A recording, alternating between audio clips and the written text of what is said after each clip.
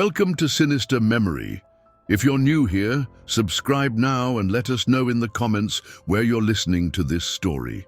Let's get to today's story. The yellowed pages crackled beneath Dr. Edmund Hartwell's trembling fingers as he carefully extracted the leather-bound journal from the sealed compartment hidden within the walls of the Bellamy mansion. March winds howled through the broken shutters of the abandoned estate, casting dancing shadows across the deteriorating wallpaper that had once displayed the family's considerable wealth. The year was 1847, 57 years after the mysterious disappearance of the entire Bellamy household, and Hartwell had come to Charleston as part of a historical preservation effort commissioned by the City Council. The mansion stood like a monument to forgotten grandeur on the outskirts of Charleston, South Carolina. Its imposing Georgian architecture had weathered decades of neglect, yet something about the structure seemed to resist complete decay, as if the very stones held secrets that refused to be buried by time. Local residents had long avoided the property, whispering tales of strange lights that flickered in the windows during moonless nights, and the sound of footsteps echoing through empty corridors. These stories had initially attracted Hartwell's academic curiosity, but what he discovered within those walls would challenge his understanding of rational thought itself. The journal belonged to one Cornelius Bellamy, patriarch of what had once been Charleston's most influential family. The Bellamys had arrived in the Carolina colony during the early 1760s, establishing themselves as successful merchants and plantation owners. Their wealth had grown exponentially through the tobacco trade, and by the 1780s they commanded respect throughout the region. Cornelius had married into the prestigious Whitmore family, further cementing their social standing, and together they had raised 3 children in the sprawling mansion that overlooked the Ashley River. According to municipal records that Hartwell had studied extensively, the family had simply vanished during the winter of 1790. No bodies were ever discovered, no ransom demands were made, and no evidence of foul play could be established. The local constabulary had conducted a thorough investigation, interviewing servants, business associates, and family friends, but every lead had dissolved into speculation and rumor. The case had eventually been classified as an unexplained disappearance, and the property had been sealed by court order until legal heirs could be located. The journal's first entries painted a picture of a man struggling with profound philosophical questions about the nature of existence and mortality. Cornelius wrote extensively about his growing dissatisfaction with conventional religious doctrine, expressing doubts about the promises of eternal salvation and the concept of divine justice. His handwriting, initially neat and controlled, began to show signs of increasing agitation as the entries progressed through the months leading up to the family's disappearance. Hartwell noticed that Cornelius made frequent references to a group of like-minded individuals who gathered regularly at the mansion for what he described as philosophical discussions of the highest order. These meetings appeared to have begun innocuously enough, with wealthy Charleston residents coming together to debate the works of European philosophers and scientists. However, the tone of the entries gradually shifted as Cornelius began to describe these gatherings in increasingly cryptic terms, referring to revelations and profound truths that had been unveiled through their collective studies. The journal revealed that Cornelius had become obsessed with ancient texts that he claimed contained knowledge predating Christianity by thousands of years. He wrote about acquiring rare manuscripts from mysterious sources, describing elaborate rituals that were supposedly based on these forgotten traditions. The entries suggested that the group had evolved from intellectual discourse into something far more secretive and potentially dangerous, though Cornelius remained deliberately vague about the specific nature of their activities. What disturbed Hartwell most profoundly was the gradual change in Cornelius's perception of reality itself. The man who had once written eloquently about business ventures and family matters began to describe experiences that defied rational explanation. He claimed to have witnessed phenomena that challenged the fundamental laws of nature, suggesting that the group's activities had somehow opened doorways to realms beyond human comprehension. As Hartwell continued reading by the flickering light of his oil lamp, he became increasingly aware of the oppressive atmosphere that seemed to permeate the abandoned mansion. The wind outside had intensified, causing the old structure to groan and settle in ways that seemed almost deliberate, as if the building itself were responding to the secrets being unveiled within its walls. The temperature in the room appeared to have dropped significantly, though Hartwell could find no rational explanation for the sudden chill that had settled over him. The final entries of the journal's first section spoke of an approaching culmination, a moment that Cornelius described as the Great Awakening, that would forever alter the fate of his family and their associates. The handwriting had become increasingly erratic, suggesting a mind under tremendous strain. Yet the content retained a disturbing coherence that made Hartwell question whether he was reading the ravings of a madman or the careful documentation of something far more sinister than he had initially imagined. The second section of Cornelius Bellamy's journal revealed the systematic transformation of Charleston's intellectual elite into something far more disturbing than Dr. Hartwell had anticipated. As he turned the brittle pages in the dim candlelight, the academic found himself drawn deeper into a narrative that challenged his fundamental understanding of the rational world he had always inhabited. The entries from late 1789 documented the formation of what Cornelius referred to as the Circle of Shadows, a clandestine organization that had grown from their initial philosophical gatherings. The membership roster, meticulously recorded in Cornelius's precise handwriting, included some of Charleston's most prominent citizens. Judge Nathaniel Ashworth, whose legal decisions had shaped the colony's jurisprudence for over 2 decades, appeared frequently in the entries. Dr. Silas Blackwood, the region's most respected physician, was described as the group's keeper of ancient knowledge. Margaret Thornfield, widow of a wealthy shipping magnate, was noted as the guardian of sacred texts. These were individuals whose reputations had been built upon reason, education, and social responsibility. Yet Cornelius portrayed them as willing participants in activities that defied conventional understanding. The journal described elaborate initiation ceremonies conducted in the mansion's basement, a space that Hartwell had not yet explored during his initial survey of the property. According to Cornelius's accounts, the basement had been extensively modified to accommodate the group's rituals, with symbols carved into the stone walls and a circular chamber constructed specifically for their gatherings. The entries suggested that these modifications had been completed with the assistance of craftsmen who had been sworn to secrecy through methods that Cornelius did not explicitly detail, though his implications were deeply unsettling. Hartwell noticed that Cornelius's descriptions of the rituals themselves remained frustratingly vague, as if the writer were deliberately obscuring the specific nature of their activities.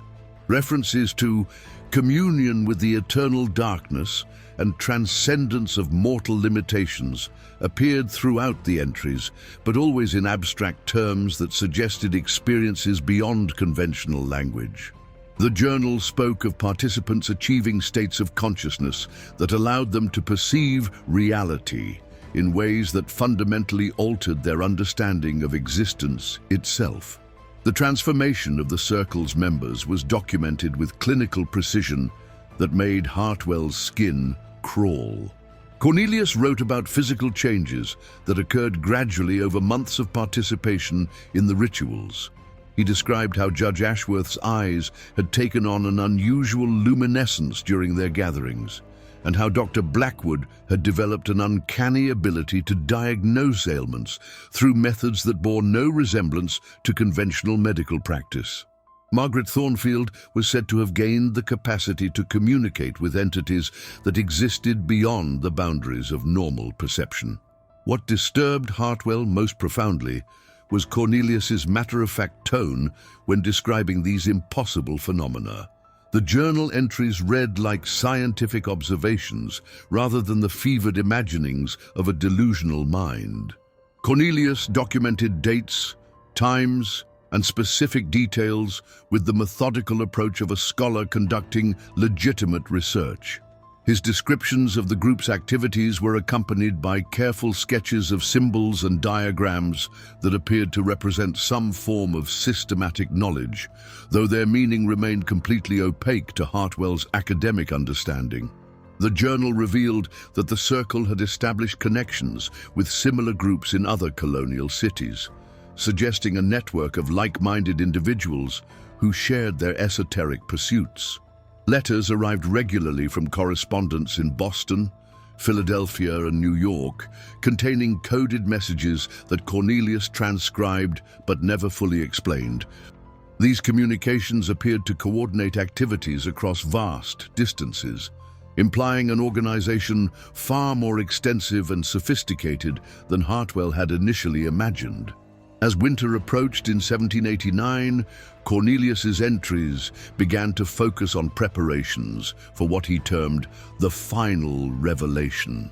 The circle had apparently been working toward a specific goal that would culminate during the following year, though the nature of this objective remained deliberately obscured in the journal's pages. References to opening the gateway and welcoming the ancient ones appeared with increasing frequency, accompanied by detailed calculations involving astronomical alignments and lunar cycles. The mansion itself seemed to respond to these preparations in ways that defied rational explanation. Cornelius wrote about structural changes that occurred without human intervention, describing how certain rooms had spontaneously reconfigured themselves to better accommodate the circle's activities. Walls had developed new openings that led to previously unknown chambers, and the basement had expanded into a labyrinthine network of tunnels that extended far beyond the building's original foundation. Hartwell found himself questioning his own perceptions as he read these accounts. The rational part of his mind insisted that Cornelius had been suffering from some form of mental deterioration, yet the detailed consistency of the journal entries suggested a level of coherence that seemed incompatible with madness. The careful documentation of impossible events created a cognitive dissonance that left Hartwell feeling increasingly unsettled about his decision to investigate the Bellamy mystery. The final entry in this section of the journal was dated December 31st, 1789. Cornelius wrote about the circle's unanimous decision to proceed with their ultimate ritual during the coming year, despite warnings from their correspondents in other cities about the potential consequences of such an undertaking. Dr. Hartwell's investigation took a decidedly more perilous turn when he discovered the entrance to the basement chambers that Cornelius had described so meticulously in his journal. Hidden behind a false wall in the mansion's library, the narrow stone staircase descended into absolute darkness, its ancient steps worn smooth by decades of use. The air that rose from the depths carried an unusual metallic scent mixed with something organic and deeply unpleasant, as if the very atmosphere had been contaminated by whatever activities had taken place in those subterranean rooms. Armed with his oil lamp and a growing sense of academic obligation that overrode his instinctive fear, Hartwell began his descent into the bowels of the Bellamy mansion. The walls of the staircase were carved from the same stone as the foundation, but someone had taken considerable effort to inscribe them with symbols that bore no resemblance to any written language Hartwell had encountered in his extensive studies of colonial history. The markings appeared to have been chiseled with remarkable precision, creating intricate patterns that seemed to shift and writhe in the flickering lamplight. The basement itself exceeded even Cornelius's detailed descriptions in terms of its elaborate construction and disturbing atmosphere. The main chamber was circular, approximately 30 feet in diameter, with a domed ceiling that had been painted with astronomical charts of unprecedented complexity. The floor was inlaid with a massive symbol that incorporated elements from various ancient traditions, creating a design that seemed to draw the eye inexorably toward its center. Around the perimeter of the room, 7 alcoves had been carved into the walls, each containing what appeared to be an altar of sorts, though their specific purpose remained unclear. Hartwell's lamp illuminated additional chambers that branched off from the main room, creating a network of interconnected spaces that extended far beyond what should have been possible given the mansion's above-ground dimensions.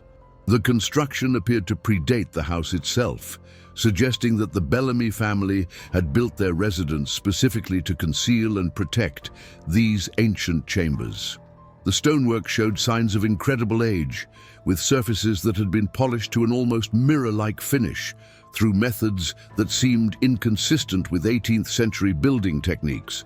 In one of the smaller chambers, Hartwell discovered a collection of artifacts that defied easy categorization. Ancient texts, bound in materials he could not identify, were arranged on stone shelves alongside instruments that appeared to serve scientific purposes, though their function remained completely mysterious.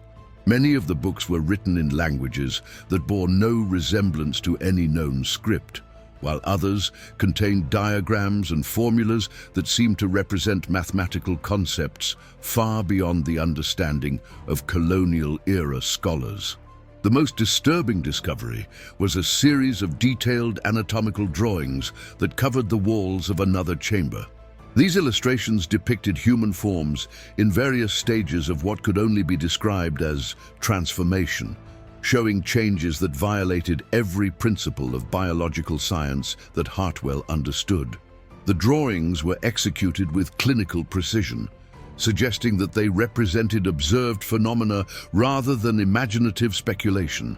Accompanying notes, written in Cornelius's distinctive handwriting, provided measurements and observations that treated these impossible transformations as documented scientific facts.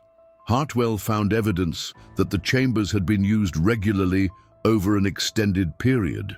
Candle wax had accumulated in specific patterns around the central symbol, indicating repeated ceremonies that followed precise protocols. Stains on the stone floor suggested that various substances had been used during these rituals, though their exact nature remained unclear. The air itself seemed to retain traces of incense and other aromatic compounds that created an atmosphere of profound unease. The journal's third section, which Hartwell read while sitting in the main chamber, documented the circle's activities during the early months of 1790. Cornelius wrote about increasingly frequent gatherings that pushed the boundaries of what the participants had previously considered possible. The rituals had evolved beyond mere philosophical exploration into practical applications of the knowledge they claimed to have acquired from their ancient texts. According to Cornelius's accounts, the circle had achieved what they termed partial manifestation, a process that allowed them to bring entities from other realms into limited contact with the physical world. These beings were described as sources of knowledge that predated human civilization, possessing understanding of natural laws that conventional science had never discovered.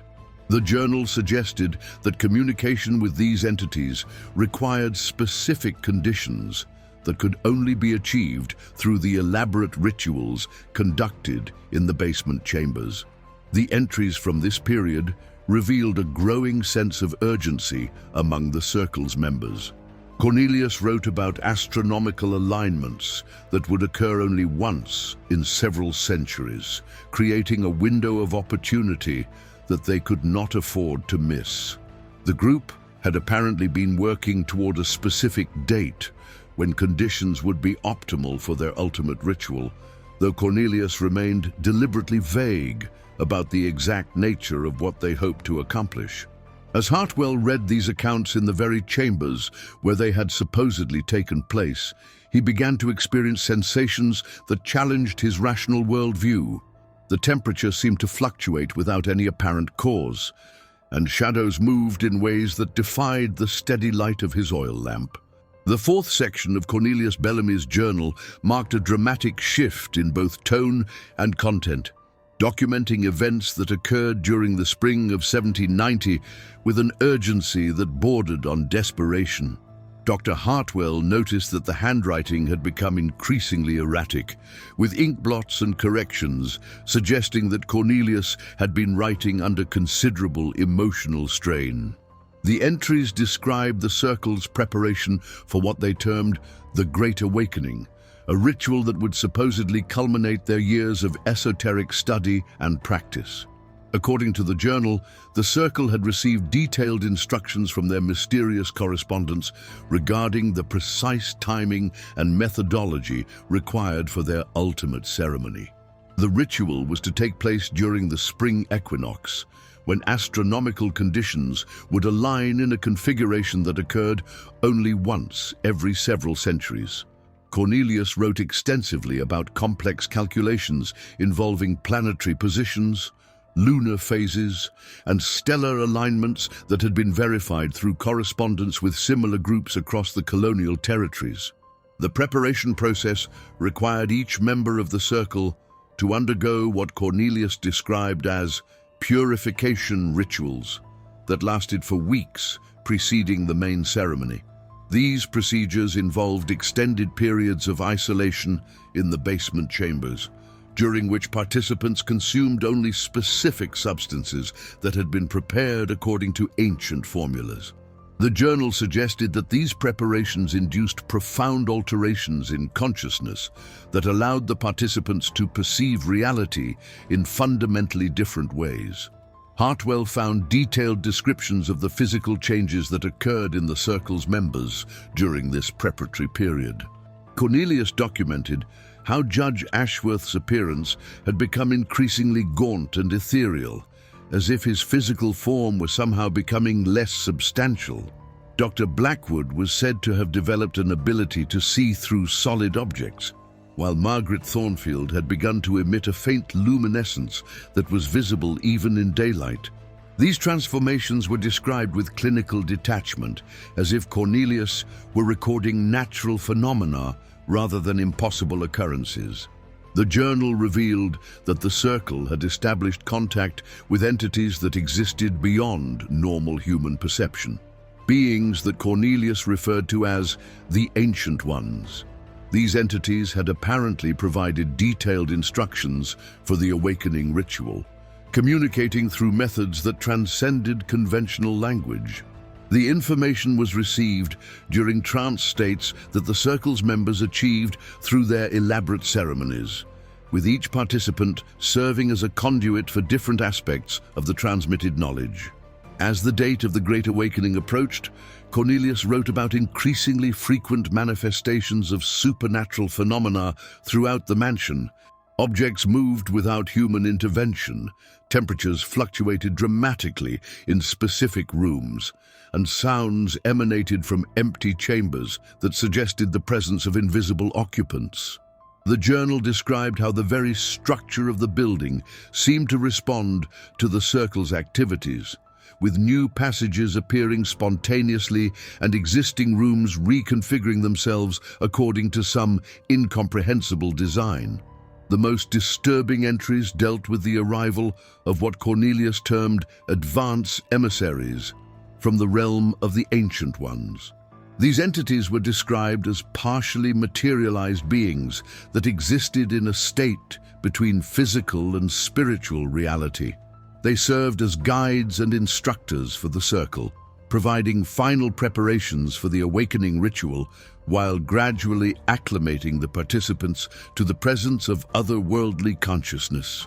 Hartwell noticed that Cornelius's descriptions of these entities remained deliberately vague, as if direct description were either impossible or dangerous. The journal spoke of forms that shifted constantly between different configurations, voices that communicated without sound, and presences that could be felt but not seen. The writer seemed to struggle with the limitations of human language when attempting to convey experiences that transcended normal sensory perception. The journal's entries from the days immediately preceding the ritual revealed a growing sense of anticipation mixed with profound apprehension. Cornelius wrote about the circle's unanimous commitment to proceed with the ceremony, despite warnings from their correspondents in other cities about the potential consequences of their actions. Several groups had apparently attempted similar rituals in the past, with results that were described only in the most cryptic terms. The final entry in this section was dated March 19th, 1790, just one day before the planned awakening ceremony. Cornelius wrote about the completion of all preparatory activities and the arrival of the final participants who would join the circle for their ultimate ritual. The tone of this entry suggested both excitement and terror, as if the writer understood that he was about to cross a threshold from which there could be no return. The fifth section of Cornelius Bellamy's journal contained the most detailed and disturbing account of the events that transpired on March 20th, 1790. Dr. Hartwell found himself reading these entries with a mixture of scholarly fascination and growing dread, as the carefully documented proceedings challenged every rational principle he had spent his academic career defending. The handwriting in this section alternated between periods of meticulous precision and moments of barely controlled chaos, suggesting that Cornelius had been writing during the actual ceremony itself. The ritual began at precisely midnight, when the astronomical alignments reached their optimal configuration. Cornelius described how the 7 members of the circle took their positions within the basement chamber, each occupying one of the carved alcoves that surrounded the central symbol. The participants had undergone final preparations that involved the application of various substances to their skin, creating patterns that corresponded to the symbols carved into the chamber walls. These markings were said to serve as conduits for the otherworldly energies that would be channeled during the ceremony. According to the journal, the ritual proceeded through several distinct phases, each designed to progressively weaken the barriers between the physical world and the realm of the Ancient Ones. The initial phase involved synchronized breathing techniques that created harmonic resonances within the chamber, causing the carved symbols to emit a faint, phosphorescent glow. Cornelius wrote about how the temperature in the room began to fluctuate dramatically, creating currents of air that moved in patterns that defied natural explanation. The second phase of the ceremony involved the recitation of incantations that Cornelius claimed had been transmitted directly from the Ancient Ones through their previous communications. These words were described as existing in a language that predated human speech, requiring the speakers to modify their vocal apparatus in ways that produced sounds beyond normal human capability. The journal suggested that prolonged recitation of these incantations caused permanent alterations in the participants' ability to communicate through conventional means. As the ritual progressed into its third phase, Cornelius documented the appearance of what he termed dimensional fractures within the chamber. These phenomena manifested as areas where the normal laws of physics seemed to break down, creating spaces where objects could exist in multiple states simultaneously. The journal described how the participants could observe these fractures expanding gradually, revealing glimpses of landscapes and structures that bore no resemblance to any earthly environment. The most disturbing aspect of Cornelius's account was his description of the entities that began to manifest through these dimensional fractures.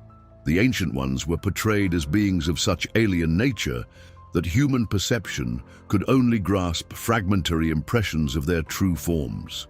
Cornelius wrote about consciousness that existed without physical boundaries, intelligence that operated according to principles completely foreign to human understanding, and purposes that transcended any conceivable human motivation.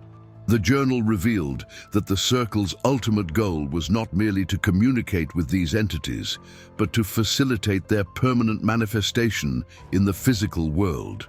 The ritual was designed to create stable pathways between dimensions, allowing the Ancient Ones to establish a permanent presence in human reality. Cornelius described this process as a form of evolutionary advancement for humanity, though his account suggested that the transformation would be far more radical than anything that could be considered beneficial. During the fourth phase of the ceremony, the participants began to undergo the physical transformations that had been gradually developing throughout their months of preparation. Cornelius wrote about how Judge Ashworth's form became increasingly translucent, allowing observers to see through his body to the chamber walls beyond.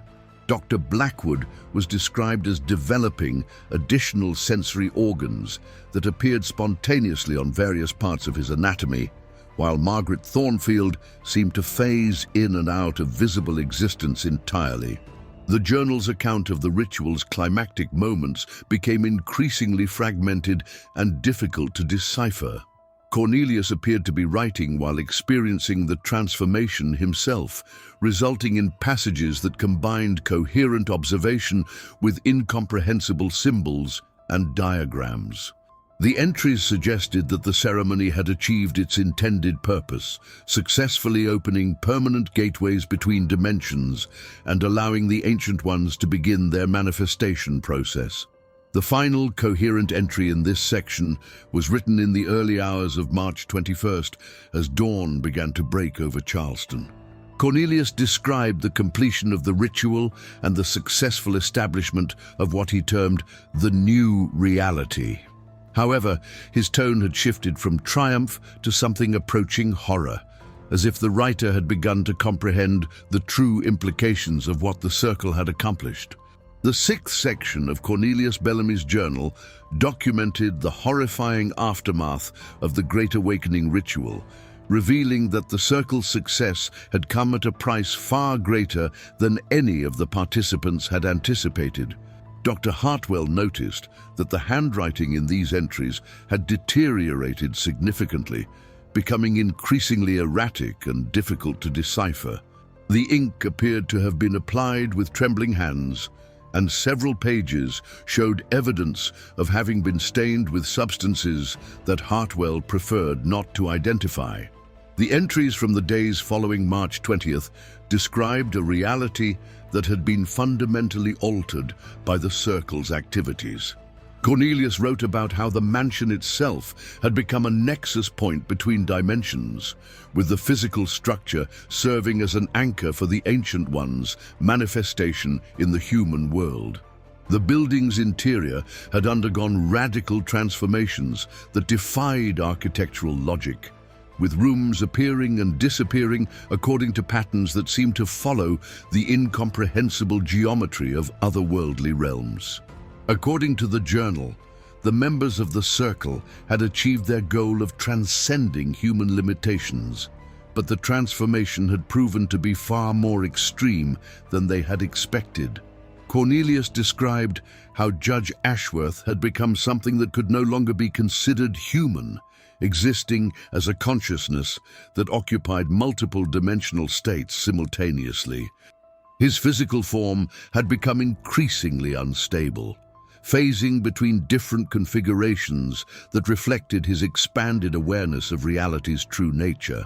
Dr. Blackwood's transformation had progressed to the point where his enhanced perceptions allowed him to observe the fundamental structure of existence itself.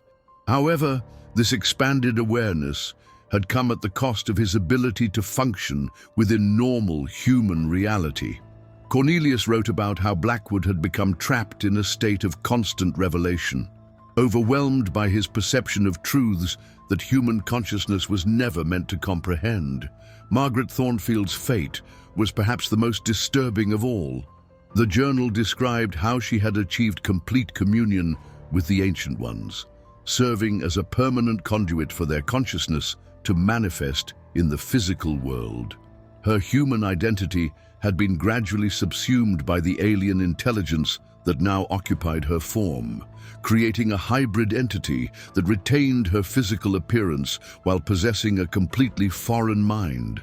Cornelius's own transformation was documented with clinical detachment that made his accounts all the more unsettling. He wrote about developing the ability to perceive time as a spatial dimension, allowing him to observe past and future events simultaneously. This expanded temporal awareness had revealed the true scope of the Ancient Ones' plans for humanity, and the knowledge had filled him with a terror that transcended any emotion he had previously experienced. The journal revealed that the Circle's ritual had been part of a much larger pattern of activities that had been occurring across the colonial territories for decades. Similar groups in other cities had been conducting their own ceremonies, each designed to weaken the barriers between dimensions at specific geographical points. The ultimate goal was to create a network of manifestation sites that would allow the Ancient Ones to establish permanent dominion over human reality. As the days passed following the ritual, Cornelius began to understand that the transformation process was irreversible and ultimately destructive to human consciousness. The enhanced awareness that the Circle had achieved came at the cost of their ability to exist as coherent individuals. Their minds were being gradually absorbed into the collective consciousness of the Ancient Ones, losing their human identity in the process. The journal's entries from late March described increasingly desperate attempts by Cornelius to find some way to reverse or contain the effects of the ritual. He had begun to realize that the Ancient Ones' intentions were not benevolent, and that humanity's evolution would result in the complete extinction of human consciousness as it had previously existed. The entities that the Circle had welcomed into their reality possessed motivations that were fundamentally incompatible with human survival. Cornelius wrote about his growing isolation as the other members of the Circle became increasingly alien in their behavior and appearance. Communication with his former colleagues had become impossible, as they had developed beyond the need for human language or emotional connection. The mansion had become populated by entities that retained familiar faces but possessed minds that operated according to completely foreign principles.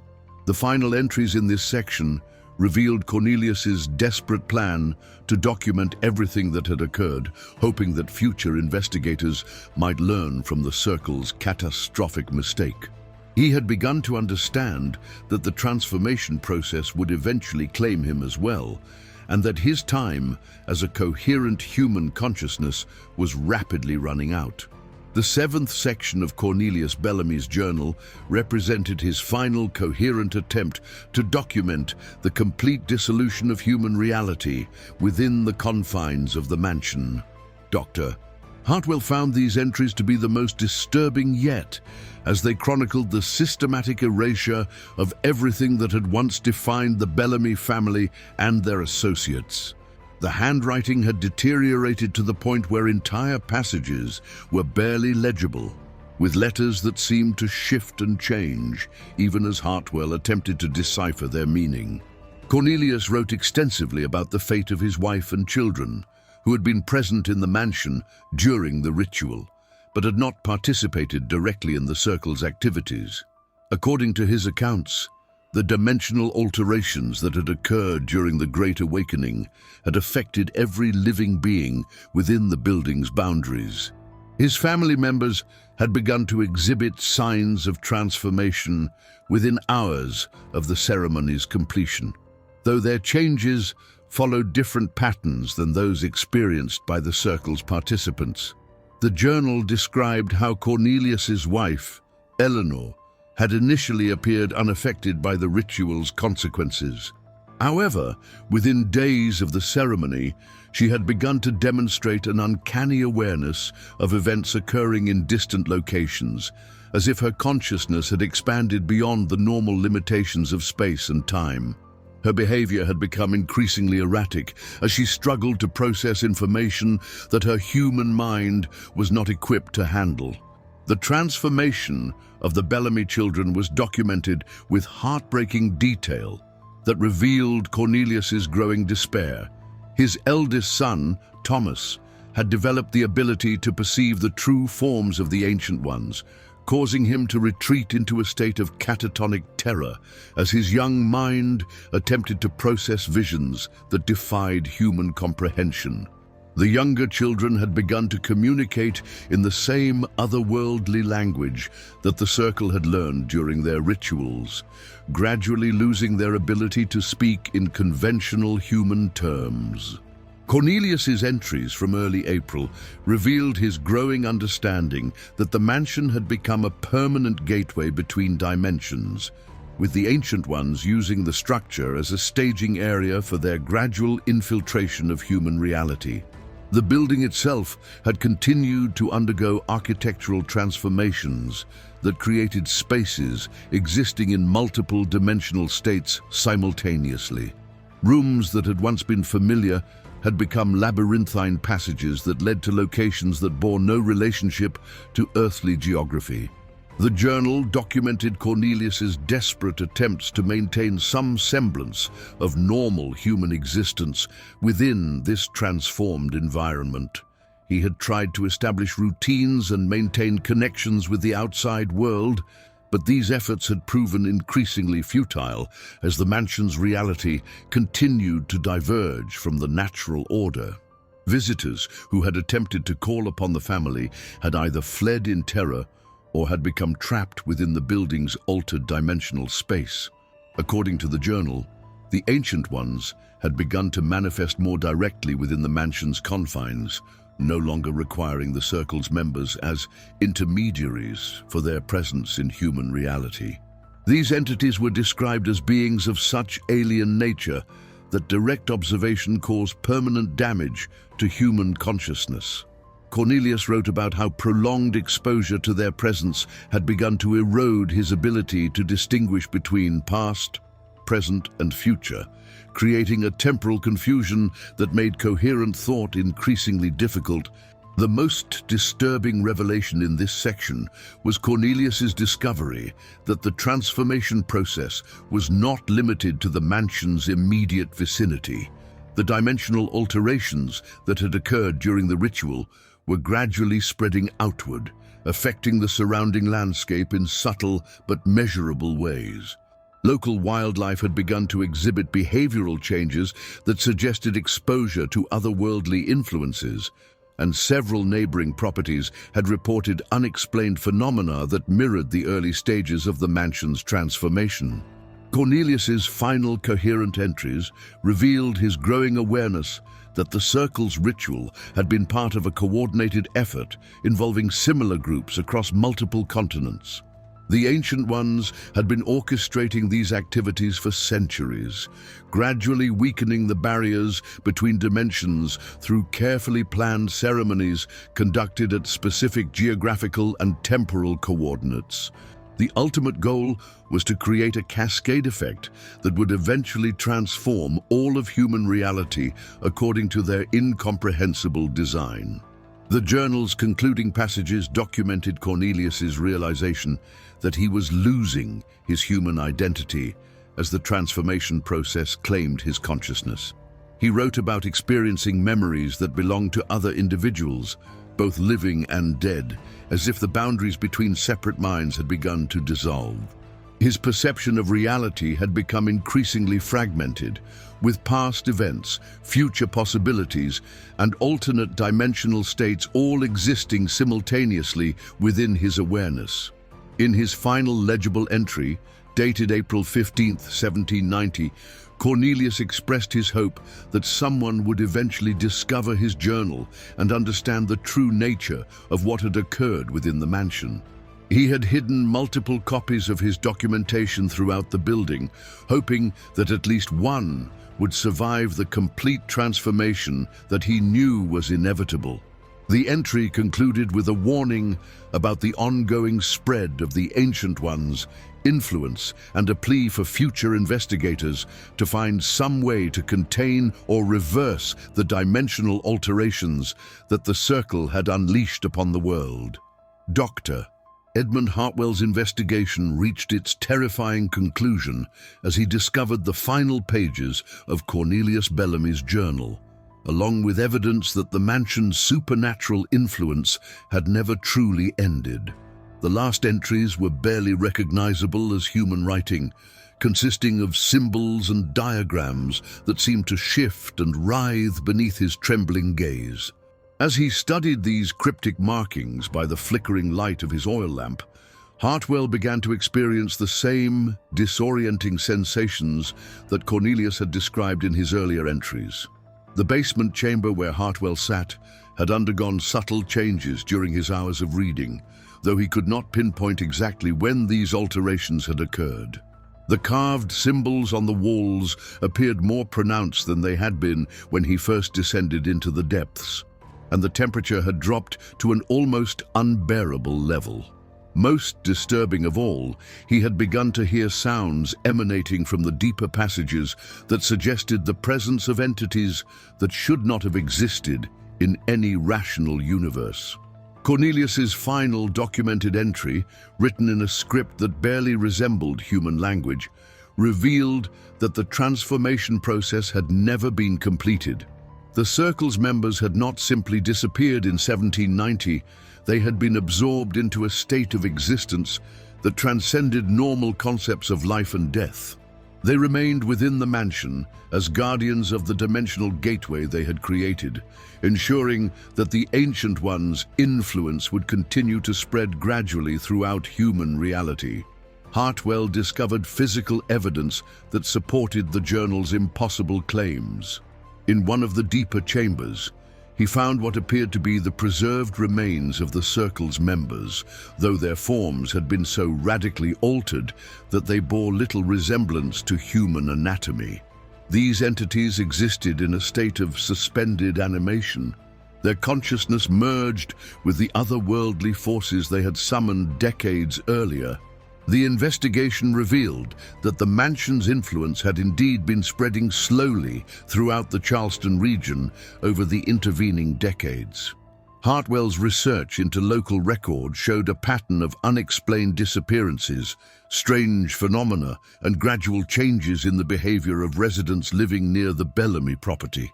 The effects were subtle enough to avoid widespread notice, but consistent enough to suggest an ongoing supernatural influence that had been operating for over 50 years. As Hartwell prepared to leave the basement chambers, he realized that his own exposure to the mansion's otherworldly energies had begun to affect his perception of reality. The symbols carved into the walls had become increasingly legible to him, revealing information about the Ancient Ones' long-term plans for humanity's transformation. This knowledge came with the terrifying understanding that he had already been changed by his investigation in ways that could not be reversed. The journal's final revelation was perhaps the most disturbing of all. Cornelius had discovered that the Ancient Ones' influence operated according to principles that transcended linear time, meaning that their effects could propagate both forward and backward through history. The Circle's ritual in 1790 had not initiated the transformation process. It had simply made visible changes that had been occurring throughout human history. Every investigator who discovered the truth about the Bellamy mansion became another link in an eternal chain of guardians who ensured the Ancient Ones' continued influence over human reality. Hartwell found himself faced with an impossible choice. He could attempt to flee the mansion and warn the outside world about the supernatural threat it contained, but his exposure to the otherworldly forces had already marked him as another guardian of the secret. Alternatively, he could accept his role in the Ancient One's grand design and remain within the mansion to continue the work that Cornelius and the Circle had begun. As dawn broke over Charleston on his final morning in the mansion, Hartwell made his decision. He carefully sealed Cornelius's journal within the hidden compartment where he had discovered it, adding his own documentation of the investigation to the collection of testimonies that future investigators would eventually uncover. The cycle would continue as it had for decades, with each new researcher becoming another guardian of the terrible knowledge contained within the Bellamy mansion. The official records would show that Dr. Edmund Hartwell had simply vanished during his historical preservation work, joining the long list of individuals who had disappeared while investigating the mansion's mysteries. The building would remain standing, waiting patiently for the next curious academic who would inevitably discover the hidden journal and begin the process anew.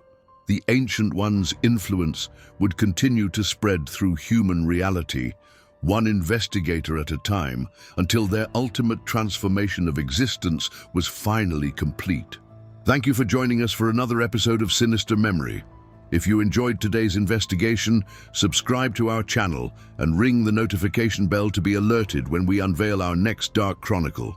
Share your thoughts about this case in the comments below. We read every single one, and your ideas often lead us to our next investigation. Until next time.